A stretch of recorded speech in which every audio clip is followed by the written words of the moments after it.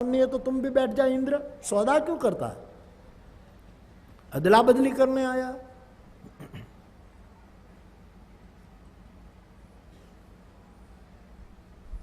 तो कहने का अभिप्राय स्वर्ग में अमृत है कि नहीं है? लोग कहते हैं स्वर्ग में अमृत है, तो भाई स्वर्ग में जो जाए वो जाने।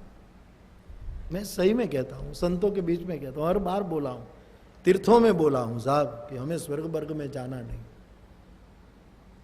स्वर्ग है कि नहीं वो भी एक प्रश्न है। जहां भगवत कथा होती है, जहां सत्संग होती है, जहां परमात्मा के नाम की वो अमृत पी करके जूमते हैं लोग, वहीं से आगे स्वर्ग क्या हो सकता है? आजकल तो स्वर्ग सुबह शाम कलानौर में है, और कहीं वो न होता। कलानौर में स्वर्ग ही है। भंडारा चलता है, जहां देखो लंगर चलता है, जहां जाओ सबके दरवाजे खुले। मैं तो कहीं भी जाऊं रोटी मिलती है, भजिया तो खास मिलता है। इतने बदनाम हुए हैं इस जमाने में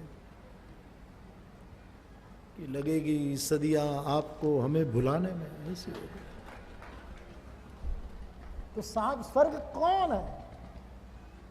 ये मस्ती, ये आनंद, ये भगवत चर्चा सुबह शाम। रात को संतवाणी भजन चलते हैं, प्रवचन चलते हैं, ये सब स्वर्ग नहीं तो क्या है? तो कहते हैं स्वर्ग में अमृत है। तो स्वर्ग में अमृत है तो सुभाषितकारों ने तो बड़े तर्क लगा दिए कि स्वर्ग में यदि अमृत है तो स्वर्ग के लोगों का भी पतन क्यों होता है? जब पुण्य क्षीण हो जाते हैं तो मर्त्यलोक में क्यों आना पड़ता है? स्वर्ग तो अमर बना दे अमृत। तो ये तर्क के कारण स्वर्ग का अमृत भी इतना वो नहीं माना गया। अब सुभाषितकार कहते हैं कि प्रमदा के अधरों पर अमृत है, रसिक लोग कहते हैं। यदि वहां अमृत है तो उनका पति क्यों मरता है? वैधव्य क्यों आता है? अमर हो जाता है उनका पति यदि वहां अमृत है तो। कोई कहते हैं पाताल में अमृत है, तो पाताल में यदि अमृत है तो वहां तो नाग है, वो नागों का विष अमृत में परिवर्तित क्यों नहीं हो जाता? चंद्रमा में अमृत है तो वहां काला धब्बा क्यों है? उसको क्षय रोग लागू हुआ है, पीड़ित है, बीमार है। समंदर में अमृत है तो क्षार क्यों? तब कहा गया कि जहां हो अमृत वहां कुछ न कुछ तकलीफ है। अमृत तो जहां मंथन है, जहां भजन है, जहां भक्ति है, जहां ब्रह्म चर्चा है, जहां भगवत चर्चा है, वही अमृत है। स्वर्ग में अमृत है ये प्रश्नार्थ है, लेकिन जहां अमृत है वहां स्वर्ग है, ये पक्की बात है। तब कथामृतम तप्त जीवनम। तो स्वर्ग में और स्वर्ग खबर नहीं। स्वर्ग में आपको जाना हो तो जरूर, मैं मना ना करूं, लेकिन मेरी तो कोई रुचि स्वर्ग में है ही नहीं कि स्वर्ग में हम जाएं। क्यों जाए वहाँ? यहाँ क्या कमी है साहब? अब वहाँ हमें एडजस्ट हो पाए न हो पाए, यहाँ धरती अनुकूल पड़ गई है, अब वहाँ क्यों जाए?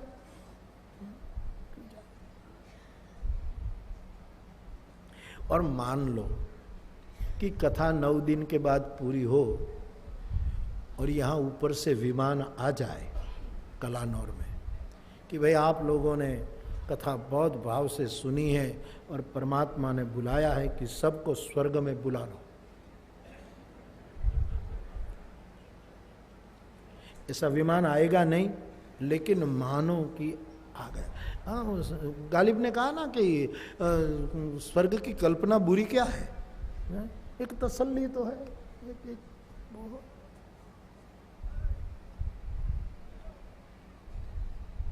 कौन जाएगा साहब?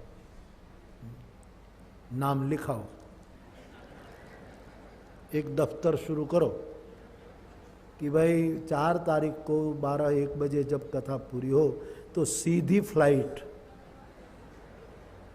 यहां से ऊपर ले जाएंगे। नाम लिख। कौन लिखा है साहब?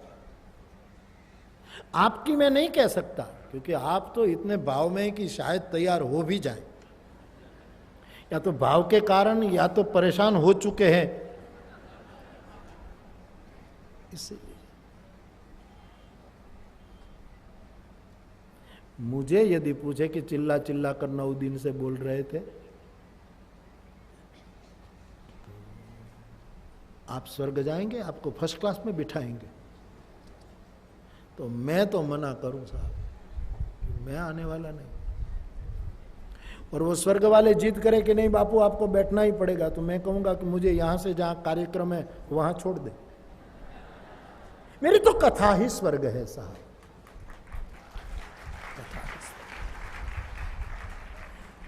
वो राकेश, क्या नाम, राकेश शर्मा क्या नाम था, वो जो अंतरिक्ष में गया था, हिंदुस्तानी युवक, जब और फिर उस समय के हमारे भारत के तत्कालीन प्रधानमंत्री, आदरणीय प्रधानमंत्री, उसने उसके साथ बात की थी अंतरिक्ष में। तब उसको पूछा था कि आप वहीं से पृथ्वी की परिक्रमा कर रहे हैं अंतरिक्ष से, तो जरा राकेश जी बताइए कि जब हिंदुस्तान आपको दिखाई दे तब कैसा लगता है। तो राकेश ने उस समय वहीं से कहा था, सारे जहां से अच्छा ये हिंदुस्तान, हम बुलबुले हैं। ये उनका जवाब था।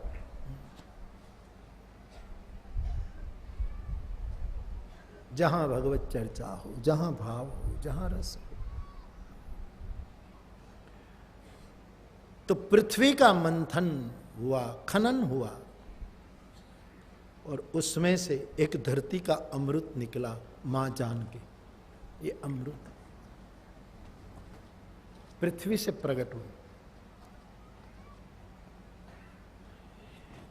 अब रावण को क्या तकलीफ थी कि भाई वो कहता है कि मेरे से भक्ति नहीं हो पाएगी, खुद सोचता है, लंका में सोया सोया चिंतन कर रहा है। उनकी चिंतनिका गोस्वामी जी ने चौपाई में लिख दी है, होगी भजन नहीं तामस, होगी भजन नहीं तामस, मन क्रम वचन मंत्र दृढ़ ये, मन क्रम वचन मंत्र दृढ़। वैसे रावण की नाभि में तो एक अमृत है, वो ज्ञानामृत होगा अथवा तो जो कहना चाहो, लेकिन भक्ति का अमृत मेरे पास नहीं है, मैं भजन नहीं कर पाता।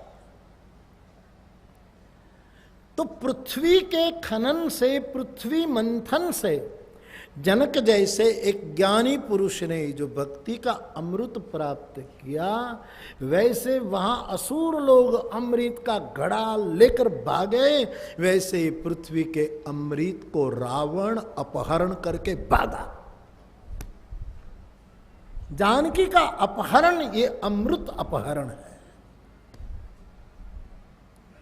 लेकिन जड़ पेलू अमी अमर कर से, छीना हुआ अमृत अमर तो कर सकता है लेकिन अभय नहीं।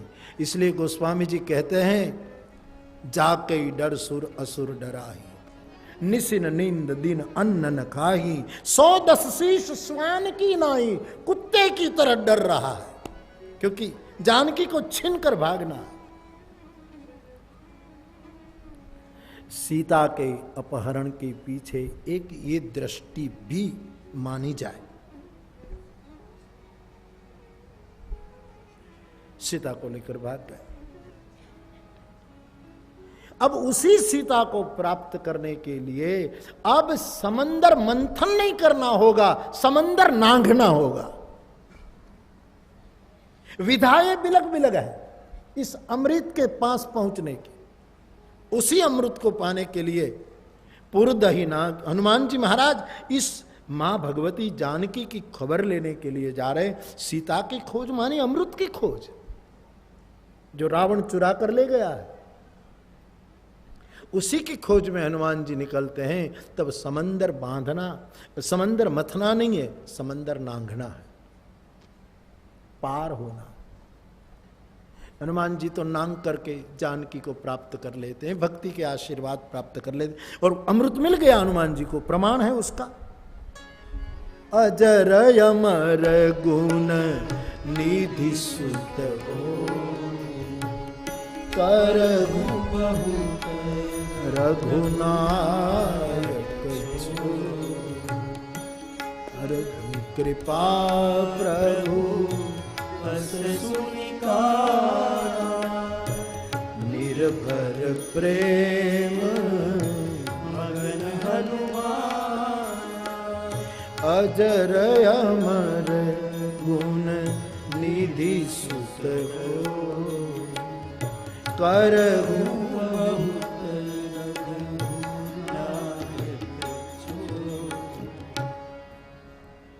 तो कोई समंदर को पार करके अमृत पाता है, कोई समंदर को मथ करके अमृत पाता है, कोई किसी किसी विधा से प्राप्त कर लेते हैं। तो श्री हनुमान जी महाराज भक्ति रूपी अमृत की खोज में निकलते हैं, पा लेते हैं, अमरता प्राप्त कर लेते हैं। तो बहुत सी विधाएं दिखाई गई। केनोपनिषद कहता है प्रतिबोध से अमृत की प्राप्ति होगी, बोध नहीं प्रतिबोध, ये अमृत प्रदान। इसलिए हमने वहीं से शुरू किया आज का कथानक, प्रतिबोध हो। तो शास्त्रों में, ग्रंथों में अमृत की खोज के, अमृत की प्राप्ति के खबर नहीं किन किन उपाय बताए हैं, उसकी कुछ चर्चा हम कर रहे हैं। कुछ चर्चा कल फिर आगे करेंगे। आज कथा के क्रम को थोड़ा आगे बढ़ाओ। जो जानकी भक्ति स्वरूपा है उसके लिए यज्ञ हो रहा है। धनुष यज्ञ रघुकुल नाथ, हर्षि चले मुनि पर भगवान राम लक्ष्मण जनकपुर विश्वामित्र के संग आए। सुंदर सदन में उनको ठहराया गया। दोपहर का भोजन विश्राम हुआ। सायंकाल को प्रभु योजना बनाते हैं। नाथ लखनपुर देखन चाही, प्रभु सकोच डर प्रगट न करही, जो राउर आयसु पाओ, नगर दिखाई तुरत ले आ। भगवान राम जी विश्वामित्र जी को कहते हैं, प्रभु लक्ष्मण नगर दर्शन चाहता है, मैं उसको नगर दिखा करके ले आऊं। विश्वामित्र जी ने कहा लक्ष्मण नगर दर्शन करना चाहता है तो उसको बोलने दो ना, आप क्यों बोलते? तो राम जी ने कहा महाराज संकोच के कारण वो नहीं बोलता है, इसलिए उनके लिए मैं बोलता। अच्छा ठीक है, तो लक्ष्मण नगर देखना चाहता है तो जाए, देखा है, आपको जाने की क्या जरूरत?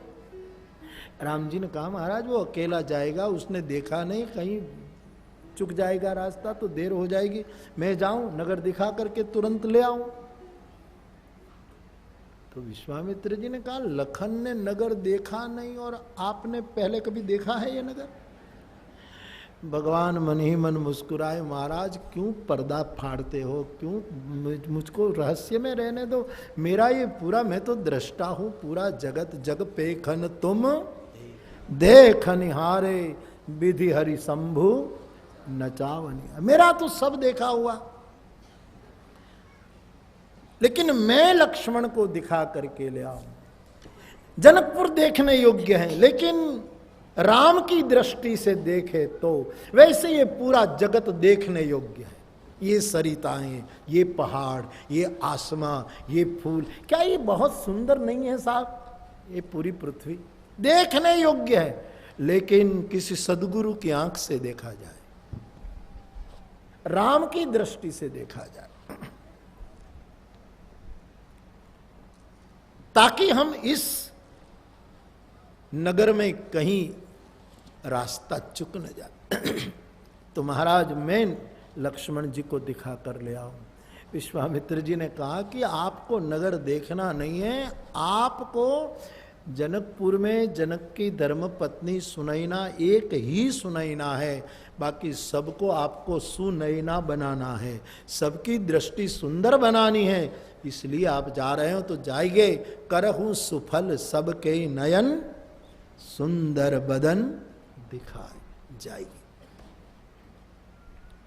राम की ये योजना है कि जिस सुंदर सदन में मैं ठहरा हूं वहां और लोग नहीं आ पाएंगे, और सब लालायित हैं, ताक रहे हैं फाटक पर कि हमें कैसे मिले, हम कैसे मिले। उसके लिए प्रभु स्वयं नगर दर्शन की योजना बना करके सबके नेत्रों को धन्य करने के लिए नगर में आए। राम की नगर दर्शन की ये लीला बड़ी भावपूर्ण रही। जनकपुर के जो लोग थे, जो बड़े बुजुर्ग जो थे, वो सब रास्ते में किनारे पर खड़े हैं और राम को देख रहे हैं। जनकपुर की महिलाएं थी, वो अटारी में जरूखे में से मर्यादा से राम का दर्शन कर रही। और राम के समवयस्क जो जनकपुर के कुमार आदि बालक, जो कुमार सब रहे, वो भगवान राम के श्रीअंग को छूते हैं किसी न किसी बहाने। देखो ये हमारा घर है, ये चौक है, ये बीथी उधर जाकर वहाँ जाती है, यहाँ से ये होता है।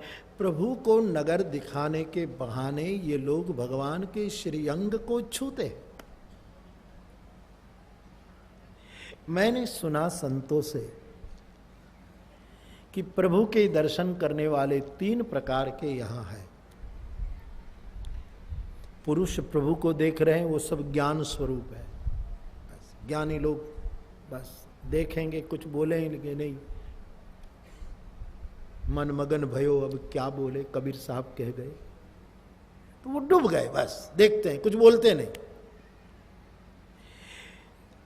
भगवान राम के समान वही वाले, निर्दोष चित्त वाले, आर पार अंतःकरण वाले ये निर्दोष बालक भगवान से बातें करते हैं, हंसते हैं, प्रभु को गाइड करते हैं।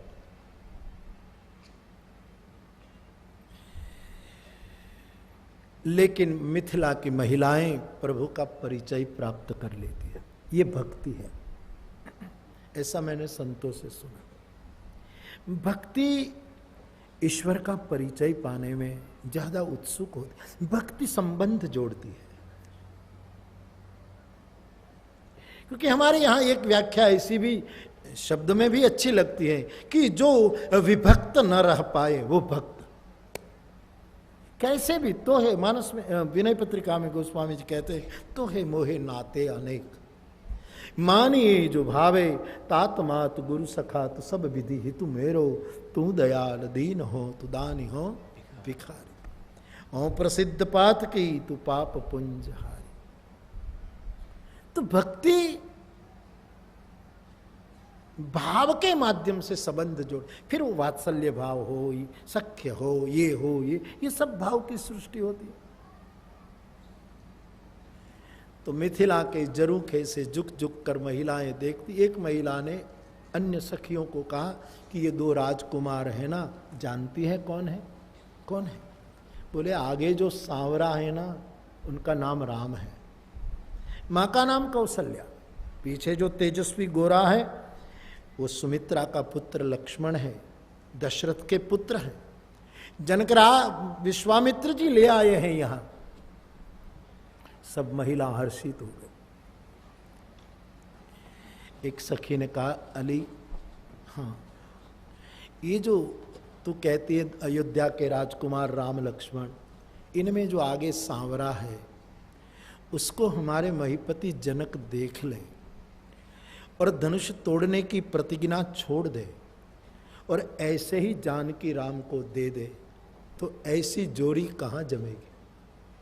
ये भक्ति परक विचार है सर, ये भाव है। तीसरी सखी ने कहा कि मेरे मन में भी ऐसा विचार तो आता है, लेकिन मानो कि जनक प्रतिज्ञा छोड़ दे अथवा राम धनुष तोड़ दे और सीता राम का ब्याह यदि हो जाए, हमें क्या फायदा। पांचवी सखी ने कहा, अरे अपने फायदे की छोड़, और फायदे की बात कर भी रही है तो बहुत बड़ा फायदा। क्या कि शादी होगी ना इन दोनों की, तो कभी जानकी को लेने के बहाने, कभी छोड़ने के बहाने ये बार बार मिथिला आएंगे और हम उनके दर्शन कर पाए, ऐसा फायदा हो जाए। एक सखी ने कहा कि राम गए, फिर वो जानकी को लेने के लिए छोटे भाई को भी भेज सकते हैं, सुमंत आदि सचिव को भेज सकते हैं, राम ही आए ऐसा तूने कैसे कल्पना की। बोले कल्पना नहीं, हम यहां से भेजेंगे तो आएंगे ना, जाने ही नहीं देंगे। एक बार रिश्ता होने दो, फिर यहां से कैसे। और मैथिली भाव में आज तक वो राम को विदा नहीं देते। मिथिला में जहां तक मैंने कथा जनकपुर में कही, सीतामढ़ी में कही, वहां जनकपुर में तो खास मैंने बुजुर्ग संतों से सुना कि हम रामचरितमानस की कथा सुनते हैं, गाते हैं, लेकिन राम ब्याह तक की ही कथा गाते। जानकी की विदा हमसे सह्य नहीं। पुत्री भाव से, बहन भाव से जानकी की उपासना मैथिली संत किया करते, अपना अपना भाव। एक संत ने तो हम सब जानते हैं, जब मिथिला में हम कथा कर रहे थे, एक बड़े बुजुर्ग संत आए तो मुझे कहे कि आश्रम में आपको आना होगा। मैंने कहा जरूर आऊँगा बाबा। तो मैं गया, बैठे, बड़ा बड़ा आदर किया। फिर निकलने लगे तो कुछ पैसे मुझे देने लगे, रुपये। मैंने कहा कि बाबा मुझे संकोच में न डाले, आप मुझे कुछ न दे, बस आशीर्वाद दे, मेरा कुछ व्रत नियम है तो मैं ये नहीं कबूल कर सकता। अरे बोले व्रत हो ये तुम जानो, ये दुनिया में हो सकते, मिथिला में नहीं हो सकता। यहाँ आए हो तो हमारी माँ। मैंने कहा क्यों बाबा जिद करते हो? बोले जानकी को तुम क्या मानते हो? मैंने कहा माँ, मैं जानकी को बेटी मानती, तो मैं तेरा नाना हुआ। ये बनी घटना मेरी। और नाना का तू नहीं लेगा क्या? मुझे रुपये लेने पड़े साहब। ये मैथिली भाव। हमारे मामा जी नहीं रहे बक्सर, हाँ, मैथिली भाव में ही भगिनी रूप में जानकी को, और पूरे साधु समाज के मामा बन बैठे थे साहब। यही भाव में रहते थे साधु से। मैथिली भाव कहाँ विदा। इसलिए आज भी मैथिली संत तो वो जो मुझे बहुत प्रिय पद है उसकी 2-3 पंक्तियां, वो विदा ही कहाँ देते हैं। वो तो आग्रह करते हैं, हे पहुना मिथिला से जाइयो मत, यहीं ही रहियो।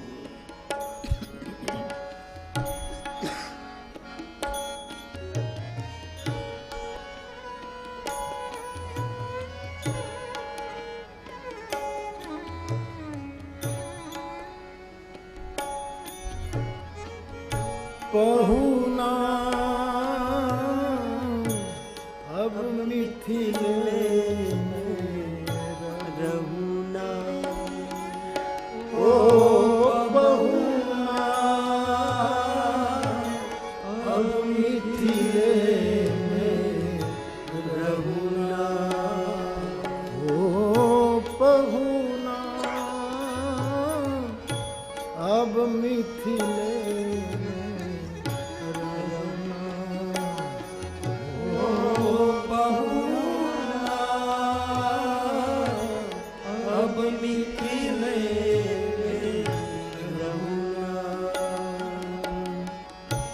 जैसन सुखवा इह मिथिला में, जैसन सुखवा इह मिथिला में, ऐसन सुखवा कतहु ना अब मिथिले में रहुना।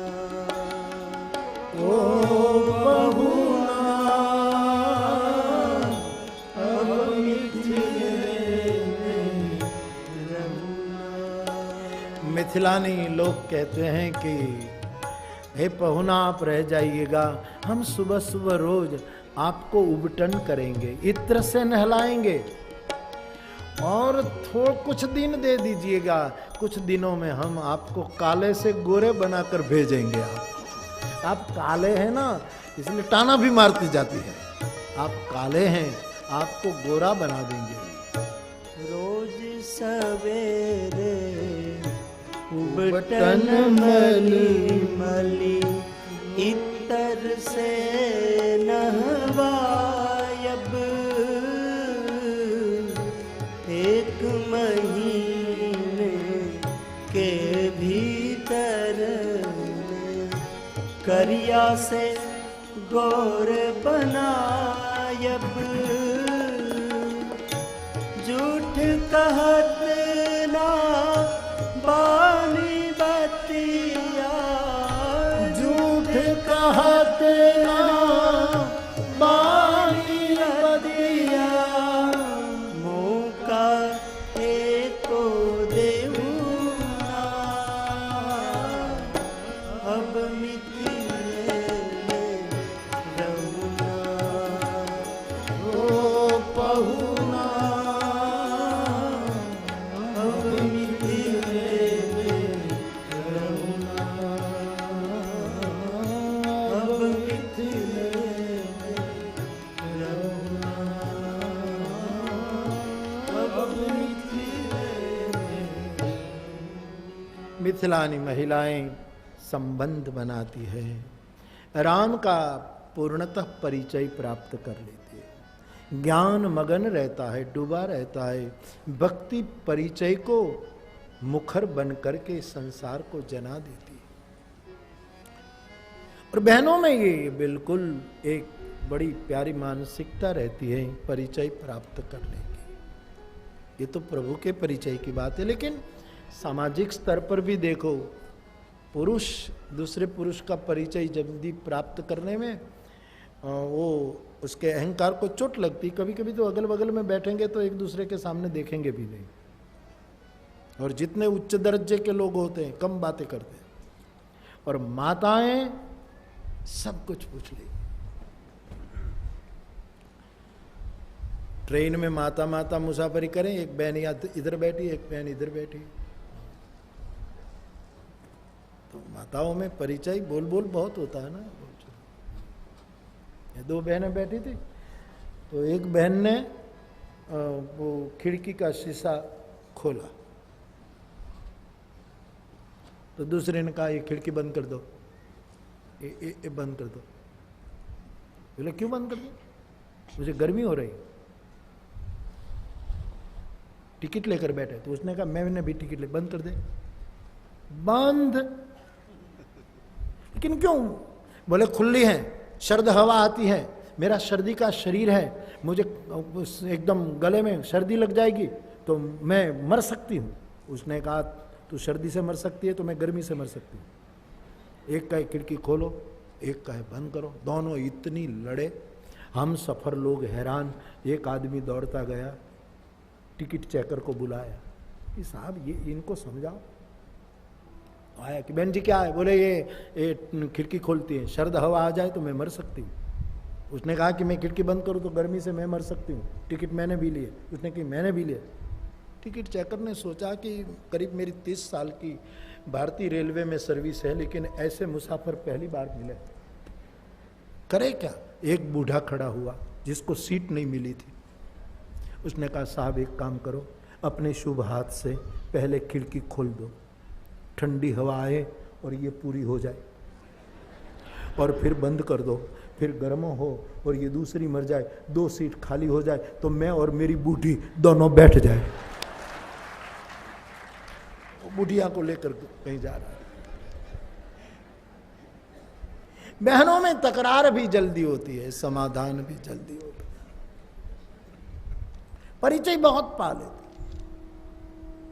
बहन बहन आमने सामने आएगी न, पूछेगी अरे बहन कहाँ जा रही हो? तो बोले हम तो जा रहे हैं कलानौर। कलानौर क्यों? बोले वहाँ कथा है। कथा किसकी? कोई है मुरारी बापू। अच्छा, मुरारी बापू, हाँ ठीक है। तो किसकी कथा कहते हैं? बोले रामायण की। वाल्मीकि की रामचरितमानस? बोले रामचरितमानस। अच्छा अच्छा अच्छा। तो कहते हैं बहन तू भी आना, आमंत्रण देंगे। बहनों में ये सब बहुत परिचय होगा, आओ तुम भी आओ। और हमारे गांव में भी फिर कथा होने वाली है, तो वहां भी आप आना, सब कुछ। फिर ये भी पूछेंगे तुम्हारे परिवार में कौन कौन है? तो वो कहेगी जेठ है, देवर है, देवरानी है, जेठानी है, सब। एक बात खास पूछेगी सास है? बोले हाँ अभी अभी तो है, अभी तो है। ये महत्व का प्रश्न होता है, सास वाला।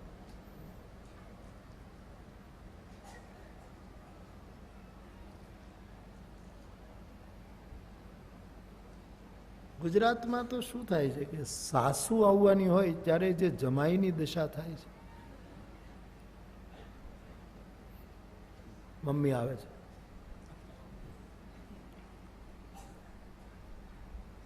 એના માટે રૂમ તમે સાફ કરી નાખો, લે આલે એટલે તારું મમ્મું આવે એમાં હું શું કામ સાફ કરું?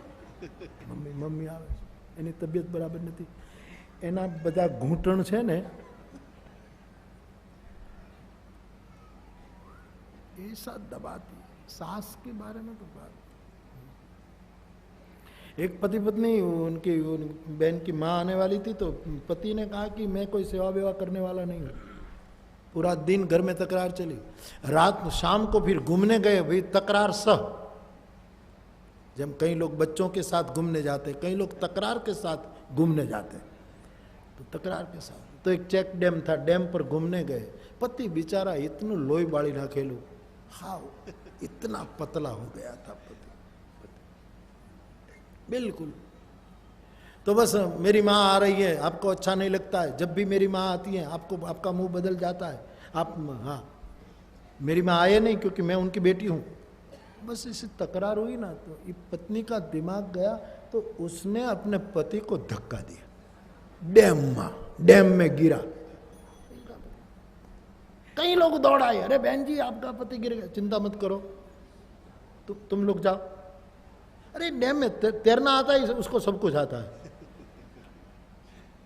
बोले कैसे निकलेगा? बोले मैं घर जाकर मेरे घर के नल की टोटी खोलूंगा ना, उसको सब पाइपलाइन का पता है, इतना पतला है, तो मेन लाइन में जाएगा, वहाँ से तैरता तैरता तैरता मेरी गली की पाइपलाइन में आएगा, वहीं से मेरे इस नली में क्या तो निकले पाटो लेंगोन पैरे।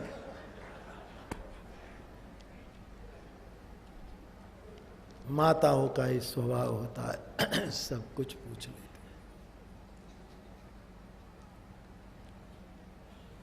हमारे गुजरात के कई रामायणी संत ऐसा भाव बताते रहे कि एक नई नई बहू मिथिला में आई थी, बड़ी खानदान परिवार की बेटी, राम प्रेमी, भगवत प्रेमी।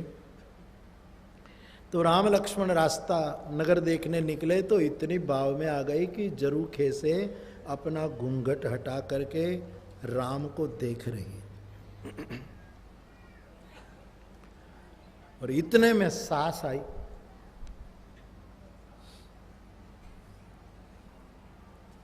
सास ने देखा कि रास्ते पर इतने बूढ़े बुजुर्ग खड़े, और ये मेरी बहू अभी अभी आई है, 1 महीना हुआ है, और ये अयोध्या के राजकुमार को देखने के लिए मर्यादा छोड़कर घूंघटा हटा करके देख रही है। हम इतनी उम्र वाले भी अभी मर्यादा नहीं छोड़ रहे हैं, और इतने बुजुर्ग लोग खड़े, कहीं इनकी शक्ल देख ले, और ये पर्दा हटाकर राजकुमार को देख रही। तो एकदम गुस्से में सास अपनी बहू को हिलाकर कहने लगी, शर्म नहीं आती? इतने नगर के बड़े लोग खड़े हैं और तू ऊपर से खुले मुंह देख रही, कोई बड़ा बुजुर्ग तेरा मुंह देख ले। लेकिन वो बेचारी सुनी नहीं, क्योंकि भाव में डूब गई दर्शन में। लेकिन सांस आखिर सांस है, हिलाती रही। 5 मिनट में एकदम वो भाव में आई तो कहा, अरे माँ माफ कर, क्या है? अरे बोले क्या तू घूंघटा हटा रही, कोई तुम्हें देख ले? तब उस बहू ने कहा कि मेरा चेहरा कौन देखने वाला है, सब तो राम को देखने में पड़े हैं, तेरा भाग फूटा कि तू अभी मुझे देख रही है। आप भी तो राम के दर्शन कर लो।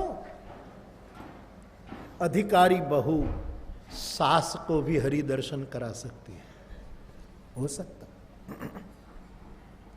पूरे नगर का दर्शन करके सायंकाल को राम लखन लौटे, संध्या वंदन हुआ, भोजन इत्यादि से निवृत्त होकर गुरु से सत्संग वार्ता हुई।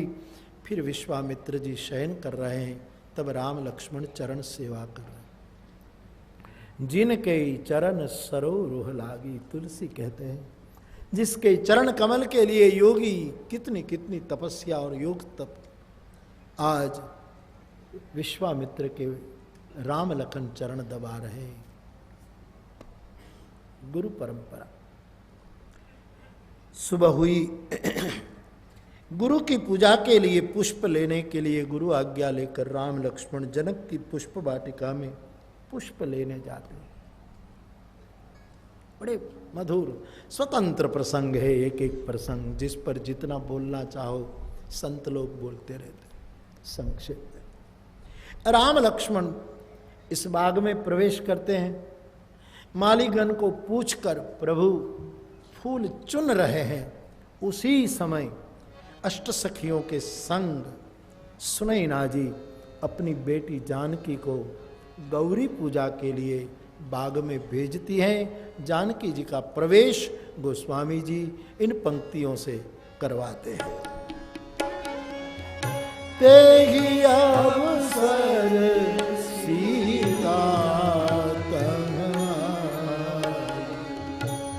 गिरिजा पूजन जनली पठाई, संग सखी सब सुभग सयानी,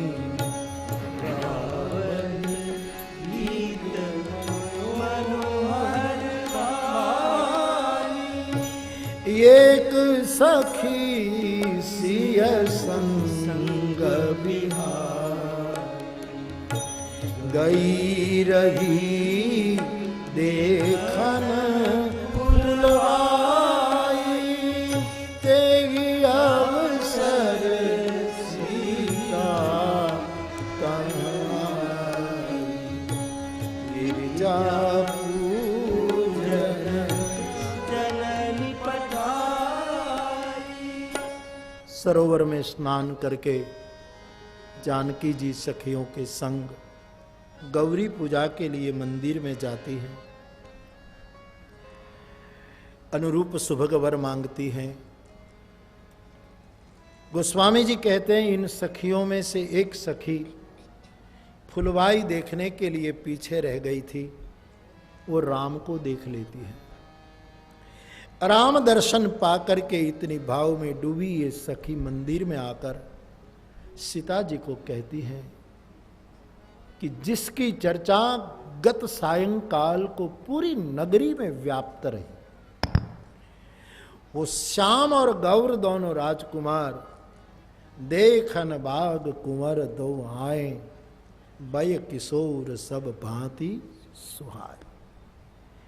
बाग देखने के लिए 2 राजकुमार आए हैं। सीता जी को ये बात सुनाई। जानकी जी इन राजकुमारों के दर्शन के लिए लालायित होती हैं। जो सखी देख कर आई हैं उसको अग्र करके उनके पीछे पीछे सियाजू ने अनुगमन किया और आखिर में राम का दर्शन प्राप्त कर दिया। इसी प्रसंग का आध्यात्मिक अर्थ मैंने संतों से सुना कि यदि राम का दर्शन करना है सियाजू की तरह, तो पुष्प वाटिका में जो कुछ पद्धति बताई है उसी पद्धति के अनुसार बढ़ता जाए। सबसे पहले सीता जी फुलवाई में आई, फिर सरोवर में स्नान किया, फिर गौरी पूजा की। इतने में वो सखी राम को देखकर आई, राम की चर्चा की और राम के दर्शन के लिए सीता को लेकर चली। वो सखी आगे, सीता पीछे, और आखिरकार राम और सियाजू एक दूसरे को इस तरह प्राप्त करते हैं। संतों ने इसका आध्यात्मिक अर्थ बताया कि यदि राम का दर्शन पाना है तो सबसे पहले हमें भी फुलवाई में जाना होगा, बगीचे में जाना होगा, जैसे सियाजू गई। और बगीचा क्या है मानस में? संत सभा चाहूं दिसी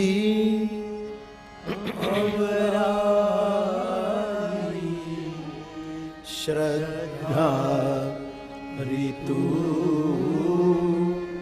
बसंत बहुत सीधे साधे सूत्र है साहब। सबसे पहले बगीचे में जाना माने बगीचा मानी संत सभा। जीव को चाहिए जहां संत लोग हो वहीं जाए। और जनक की पुष्प वाटिका में कहते हैं कि वसंत ऋतु कायम रहती है। श्रद्धा ऋतु वसंत समगाए। बाप हमें सबसे पहले सत्संग करना, ये ईश्वर प्राप्ति का एक उपाय है, एक ये पद्धति है जो यहां बताई। पहले सत्संग करें, लेकिन केवल सत्संग ही करते रहे नहीं, थोड़ा आगे बढ़े। क्या? सियाजू बगीचे में गई और सरोवर में स्नान किया। रामचरितमानस में लिखा है कि सरोवर का जल कैसा है, दूसरे प्रसंग में लिखा है, लेकिन भाव यही, संत हृदय जस निर्मल